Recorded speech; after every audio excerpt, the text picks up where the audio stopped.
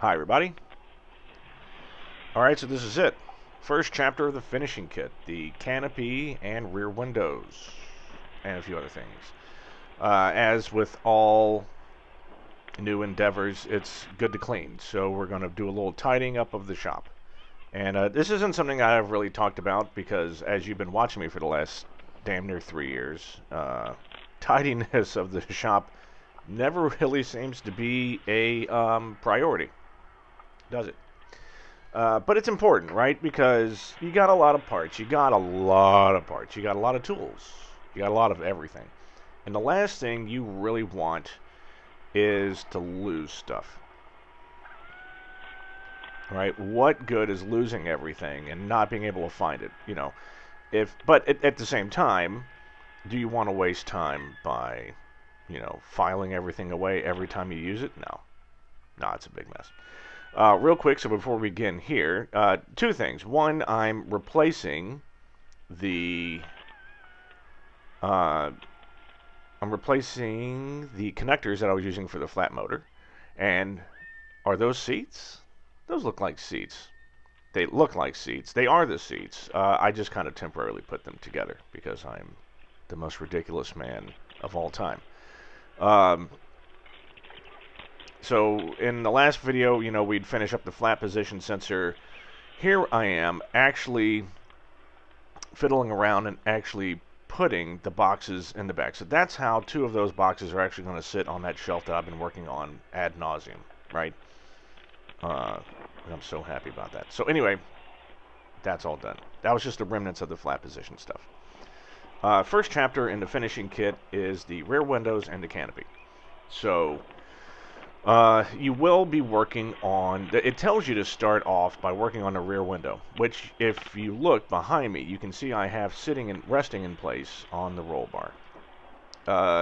Couple of problems with that. That roll bar isn't actually attached, and neither is the cross beam that goes to the tail cone.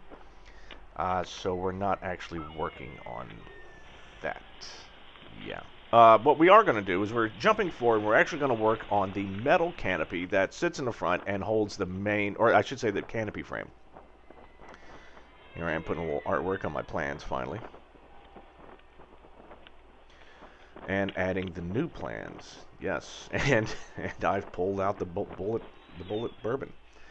So yeah, we're going to be working on the metal canopy frame. And let me tell you, everyone had said, look, of all the metal working you do, this is going to be the toughest because this is a lightweight frame that is basically held its shape in place by the canopy, right? And at the same time, the canopy is held in place by the canopy frame. So it's got to be square and it's got to be good. And so it takes time. And you wind up having to re-square stuff. You wind up under drilling things because you want the clecos to fit tight, right? And we're going to be going through all that. First step is we're deburring some brackets. And let me just, preempt by saying this will be, as far as I can tell, the last of the real, metal working chapters. This is it. Because after this, I mean, there's the seats, but that's not really that bad. But this is the last one where it's like really intense stuff. We start off with some brackets, and these are the brackets that are going to wind up holding, I say holding, these are the ones that actually connect to the fuselage for pivoting of the canopy, so which is really cool. Apparently I also have a beer chaser with that bullet rye. Oh, is it rye or is it, I think that's not the rye, that's just a regular bourbon.